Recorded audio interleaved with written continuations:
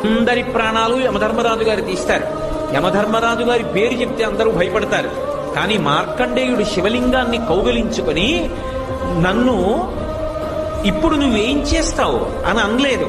ఆయన ఓ మాట అన్నాడు, చంద్రశేఖరమాశ్రయే మమ కింకరిష్యతి వయ్యమహ అన్నాడు. నేను పరమశివుణ్ణి పట్టుకుని ఉండగా ఓ యముడా నువ్వేం చేస్తావురా అన్నాడు. ఆయనకి కోపం వచ్చింది. అంటే నువ్వు శివలింగాన్ని కౌగిలించుకుని ఉంటే నేనేం చేయలేను అనుకుంటున్నావా అని పాశం వేశాడు. మరి శివలింగాన్ని గట్టిగా కౌగిలించుకున్నప్పుడు ఆ పాశం శివలింగానికి కూడా పడింది. పడేటప్పటికి చూశాడు శంకరుడు, నన్ను నమ్ముకుని నన్ను పట్టుకుని నేనుండగా నువ్వు ఏమీ చేయలేవంటుండగా పాశం వేస్తావా? అంతే ఎడంకాలెత్తి తన్నాడు యమధర్మరాజు గారి యొక్క వక్షస్థలం మీద. అందరినీ చంపే యముడు మరణించాడు. ఆ మరణించినప్పుడు దేవతలందరూ వచ్చి స్తోత్రం చేస్తే మళ్ళీ బ్రతికించాడు యమధర్మరాజుని. నా భక్తుల జోలికి వెళ్ళాడు.